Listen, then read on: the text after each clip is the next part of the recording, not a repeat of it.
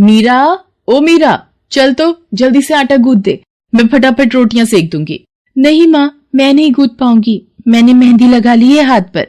क्या? सुबह सुबह तू फिर मेहंदी लगाकर बैठ गई? बड़ी मक्कार है सच में, काम में मदद ना करनी पड़े इसलिए जब देखो मेहंदी लगाकर बैठ जाती है।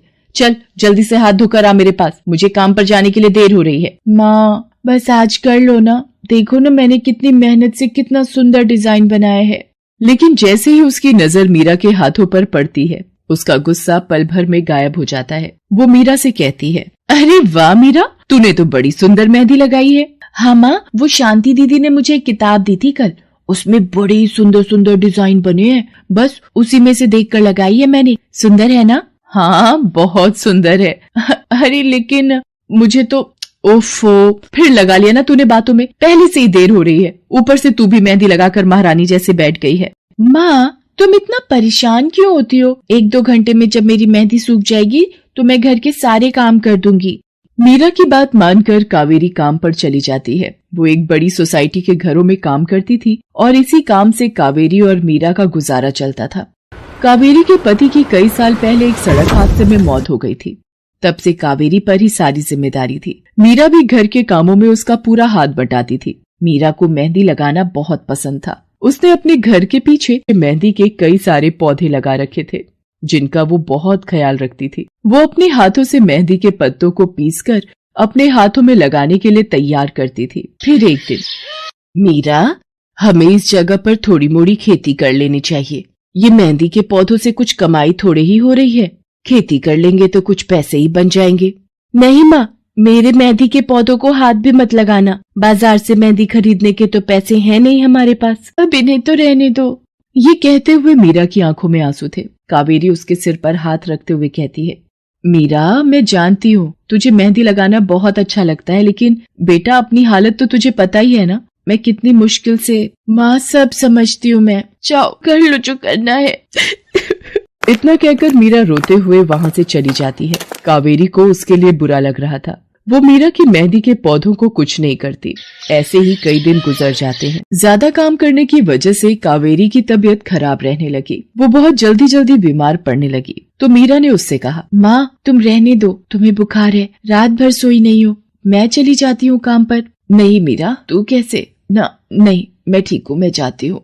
कावेरी जैसे ही उठकर चलने की कोशिश करती है, अचानक उसे चक्कर आ जाता है। मीरा उसे सहारा देकर बिस्तर पर लिटा देती है और उससे कहती है, बस माँ अब तुम आराम करोगी और काम पर अब से मैं जाऊंगी। कावेरी घर पर रहकर आराम तो कर रही थी, लेकिन वास्तव में उसे अच्छे इलाज की भी जरूरत थी, जिसके लिए पैसे थे नहीं। दूसरी तरफ अब हर रोज मीरा काम पर जाती और लौटकर घर के भी सारे काम उसे ही करने पड़ते थे। इस सब में उसे मेहंदी लगाने का बिल्कुल भी वक्त नहीं मिल पाता था।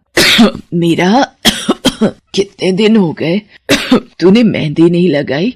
हाँ माँ, बस मन नहीं कर रहा। अच्छा, मेहंदी लगाने का तेरा मन नहीं? मैं सब जानती हूँ। मैंने बिस्तर पकड़ लिया है और मेरी फूल सी बच्ची पर सारे काम पड़ गए हैं। अब बस बहुत हो गया आराम। मीरा जा, तू जाकर मेहंदी लगा ले, आज मैं जाऊंगी काम पर। नहीं माँ, तुम कहीं नहीं जाओगी, मैं कर लूंगी सब। और मैं सच बोल रही हूँ, मैं बड़ी हो गई हूँ, ये मेहंदी वेहंदी का मुझे शौक नहीं। इतना कहकर मीरा काम पर जाने के लिए घर से निकल जाती है। कावेरी की आंखों में आंसू आ जाते हैं। मीरा सोसाइटी के कई घरों में काम करती थी। उन्हीं में से एक घर आरती का भी था। उसके घर पर तीज का त्योहार बड़े धूमधाम से मनाया जाता था। तीज की तैयारियों में मीरा भी मदद कर रही थी। इसी बीच, अरे ऐसे कैसे? मैंने सारे रिश्तेदारों को बुला लिया है, मेरी सारी फ्रेंड्स भी आने वाली हैं। मैं क्या कहूँगी उन्हें? फोन पर काफी देर बहस करने के बाद आरती फोन रख देती है। उन्हें उदास देखकर मीरा उससे पूछती है, क्या हुआ मैडम जी, आप कुछ परेशान लग रहे हो? हाँ मीरा, बड़ी मुसीबत हो गई। कल तीज का फंक्शन है, मैंने सबको मेहंदी लगवाने के लिए यहीं बुला लिया है और आखिरी मौके पर ये पार्लर वाली धोखा दे गई। कह रही है कल नहीं आ पाएगी। अब क्या होगा? इतनी जल्दी कौन तैयार होगा सबको मेहंदी लगाने के लिए? मैडम जी, वैसे मैं भी ठीक ठाक मेहंदी लगा लेती हूँ। अरे हाँ, कावेरी ने मुझे बताया तो था एक बार कि तुझे मेहंदी लगाने का बहुत शौक है। वैसे मुझे तो कोई परेशानी नहीं है, तू देख ले बेटा, बहुत सारे हाथ लगाने होंगे और मेहंदी बढ़िया लगनी चाहिए सबके। आप बिल्कुल चिंता मत करिए मैडम जी, मैं सब अच्छे से करूँगी। बहुत दिनों बाद मीरा के चेहरे पर खुशी थी। उसने घर पहुंचते ही मेहंदी के खूब सारे पत्ते तोड़कर पत्थर पर पीसना शुरू कर दिया। ये देखकर कावेरी ने मीरा से कहा, अरे मीरा, शाम हो गई है, अब मेहंदी मत लगा, मौसम भी ठंडा है बेटा। ये मेहंदी मैं अपने लिए नहीं पीस रही माँ, वो 5वें फ्लोर वाली मैडम जी है ना, कल उनके यहाँ लगानी है। अच्छा बेटा, पर ध्यान से बेटा, वो बड़े लोग हैं, कोई गलती ना हो जाए। माँ तुम बिल्कुल चिंता मत करो, मेहंदी लगाने में मुझसे कभी कोई गलती हो ही नहीं सकती। मीरा खूब सारी मेहंदी तैयार करके अगले दिन आरती के घर पहुंच जाती है। वो अपनी मेहंदी को कोन में भरने लगती है कि तभी आरती की एक फ्रेंड आरती से, आरती ये किसे बुला लिया तुमने? मैंने जिस पार्लर का नंबर दिया था तुम्हें, उससे बात नहीं हुई क्या? हुई तो थी, लेकिन उसने आखिरी वक्त पर मना कर दिया। तुम बिल्कुल चिंता मत करो, ये मीरा है, मेरी हाउसमेड है ना कावेरी, ये उसी की बेटी है, बहुत अच्छी मेहंदी लगाती है ये। ओफो आरती, तुम भी ना, पार्लर की बात अलग होती है, उन लोगों का मटेरियल ब्रांडेड होता है, मेहंदी के रचने की गारंटी मिलती है वहाँ से, और इसकी मेहंदी तो मुझे कुछ समझ नहीं आ रही, इस पर तो कोई लेबल तक नहीं है, अगर कुछ गलत रिएक्शन हो गया हाथों पर तो। आप बिल्कुल चिंता मत कीजिए मैडम जी, ये मेहंदी मैंने खुद पीस कर तैयार की है, मेरे पास बहुत सारे मेहंदी के पौधे हैं, इसमें कुछ भी ऐसा नहीं है जो आपके हाथों को नुकसान दे। ना भाई ना, सॉरी आरती, बट मैं अपने हाथों को लेकर कोई रिस्क नहीं ले सकती, तुम सब लगवाओ, मैं तो पार्लर जाकर ही लगवाऊंगी। इतना कहकर आरती की दोस्त शालिनी वहाँ से चली जाती है। आरती मीरा को इशारा देकर काम शुरू करने को कहती है। अरे वाह, मानना पड़ेगा, इस बच्ची ने कमाल की मेहंदी लगाई है। मुझे तो नहीं लगता कि इस मेहंदी का वैसा रंग आएगा जैसा पार्लर वाली मेहंदी का आता है। अब बस भी करो शालिनी, मेहंदी कैसी रचेगी ये कल तक पता चल ही जाएगा ना, बच्ची है वो, उसे इस तरह डराओ तो मत।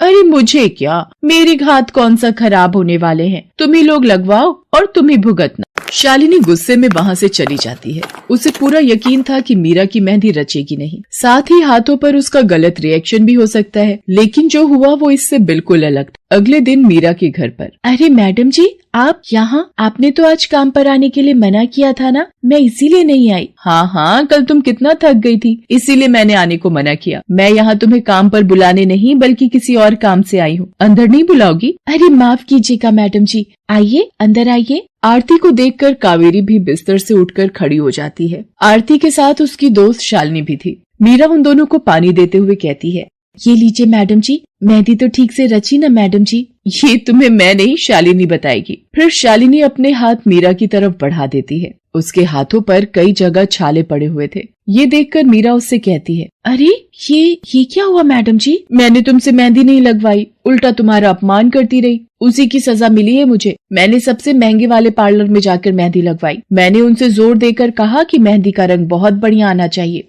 इस चक्कर में उन्होंने पता नहीं क्या क्या मिला दिया मेहंदी में, और मेरे हाथों का ये हाल हो गया। और दूसरी तरफ तुम्हारी मेहंदी, जिसने भी लगवाई उसके हाथों की रंगत ही अलग है। देखो आरती के हाथ देखो जरा।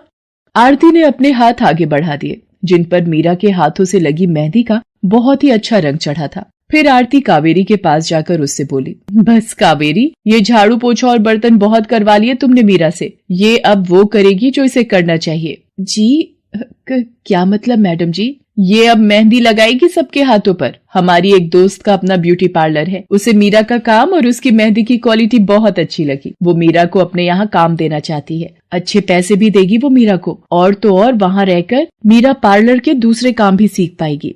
आरती की बात सुनकर कावेरी की आंखों में आंसू आ जाते हैं। वो हाथ जोड़कर आरती का शुक्रिया अदा करती है। मीरा भी बहुत खुश थी। अब न सिर्फ वो अपना मेहंदी लगाने का शौक पूरा कर सकती थी, बल्कि अच्छे पैसे कमाकर